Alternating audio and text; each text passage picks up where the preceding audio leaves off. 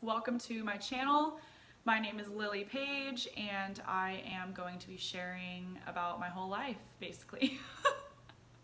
Today's video is going to be about balance and how to maintain balance throughout every aspect of your life regarding, lifestyle, work, exercising, moving your body, eating healthy, traveling, making time for friends, family, relationships, yourself, all of the above.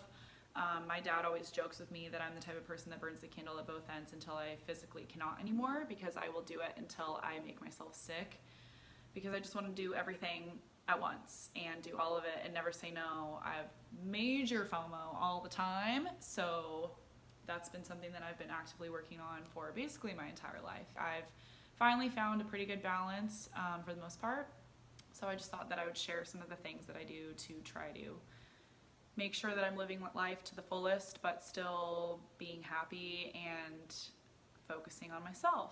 So here we go. The first thing I'm going to be talking about is taking care of yourself first. So that comes in many different forms, right? So exercising, skincare, drinking water, getting enough sleep, eating healthy, all of those things are things that I make top priority, because I know that if I'm not taking care of myself, I can't give myself to others and do the things that I love doing adequately. Cannot talk right now. I will wake up an extra 10 minutes early on days that I work or days that I have prior obligations, so that way I am making sure that I'm centered and ready to go about my day in the best way possible and have kind of my energy in check, as I like to say, because my energy can change if I don't do that. One of the things I do is I have a daily meditation book that basically just talks about the lessons that this author has learned throughout her life and kind of shares them to help provide insight on things that you can do to better your life and your perspectives and become more self-aware and make sure that you are being the best person that you can be while still taking care of yourself. The book that I read is called Journey to the Heart by Melody Beattie, Daily Meditations on the Path to Freeing Your Soul. It's a little bit deep, which I actually like, but might be a little bit too complex for some people because you do have to kind of think a lot about what she's saying. But each day of the year has a different journal entry, usually has about a paragraph about some story that she is telling about her travels, and then at the very end there's a little sentence that kind of sums up the paragraph. So even if you didn't have time to read the whole paragraph or didn't want to make time, you could always just read the little sentence. So I try to read those every day. Usually when I'm on a trip or something, it makes it a little bit harder, but I'll just catch up when I get back and it's not that big of a deal. Another thing that I like to do, especially when I'm going through a tough time mentally or having a lot on my plate, going through a lot, is journaling. I just bought this journal on Amazon and it's just completely blank except for the words that I put in there.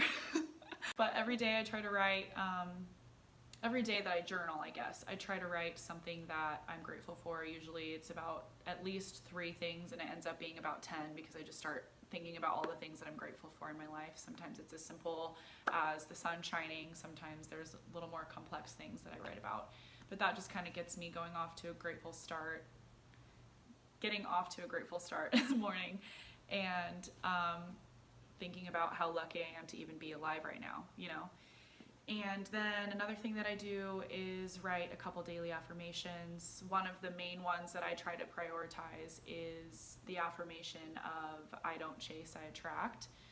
And the gist of that is just that good things that are meant to be in your life will come easily to you if you're doing the things that are true to who you are and sticking to your values, which is something that I found to be pretty accurate as I've started thinking about that affirmation more. The other ones are I enjoy my journey, just reminding myself to enjoy my life, and that for me, life is meant to be enjoyed, and there's no point in putting yourself through misery or having a harsh perspective on things when you know that it's just going to make you unhappy. So it's just kind of focusing on being happy and not worrying about all of the little things.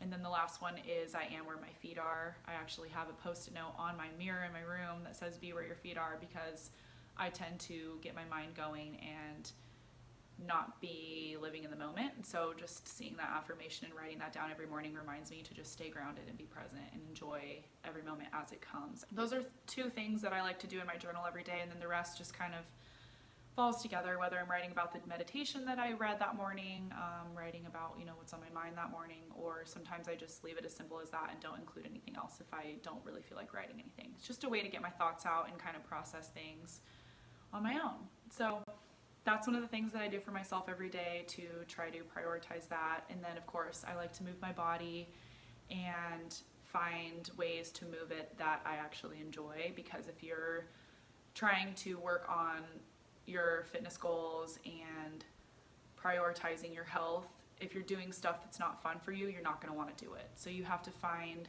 ways to move that you enjoy, that are improving your health, that are making you feel good about yourself, and that you enjoy doing. That is my number one priority.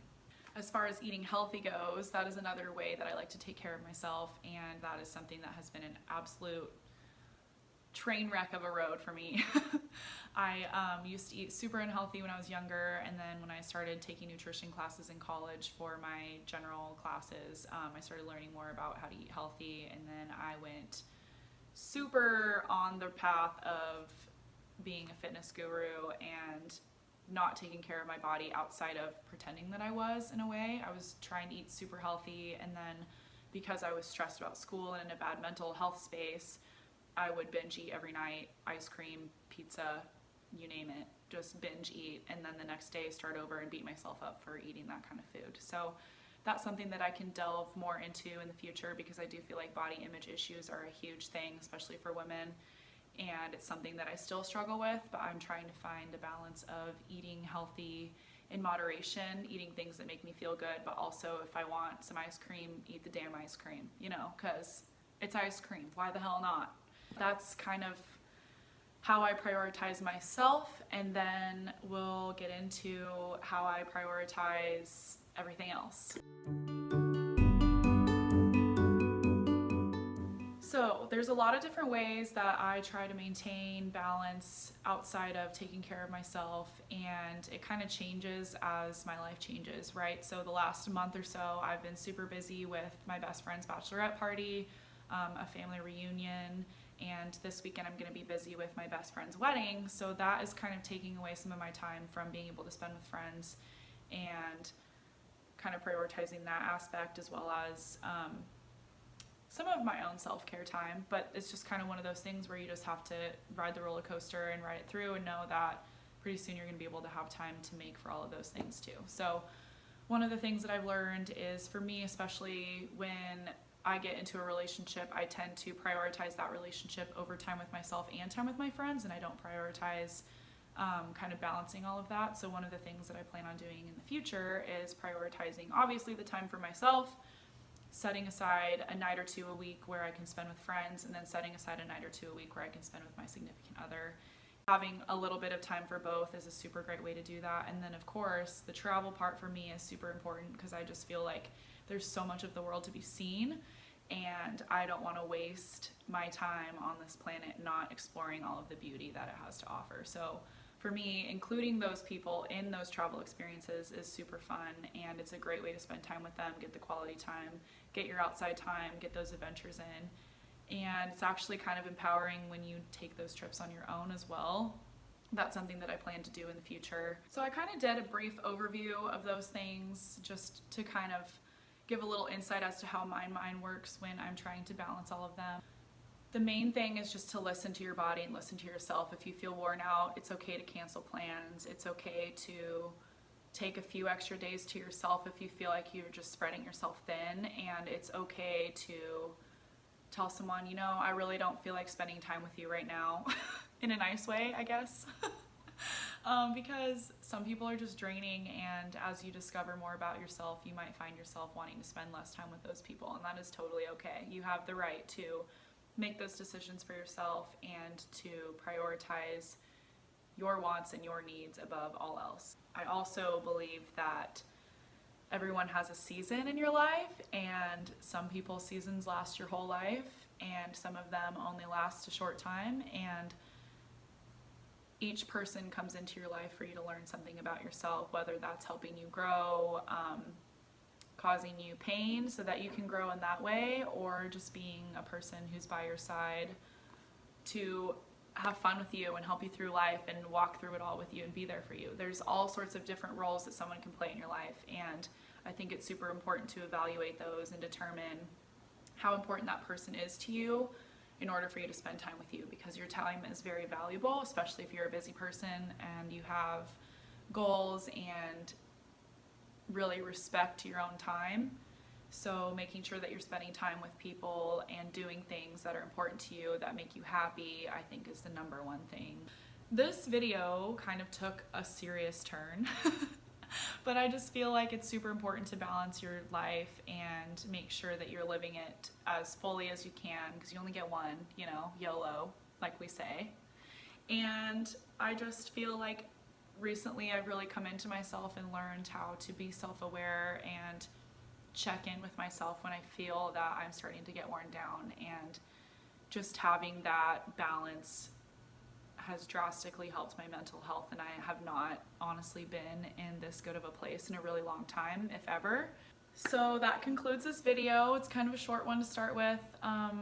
I would love for you guys to drop a comment and tell me anything that you'd like to hear more about, video ideas that you'd like to see from me, things that you know you need help with or that you have questions about in my life. I love to share, but I don't want to share things that aren't going to be helpful for you. So please let me know.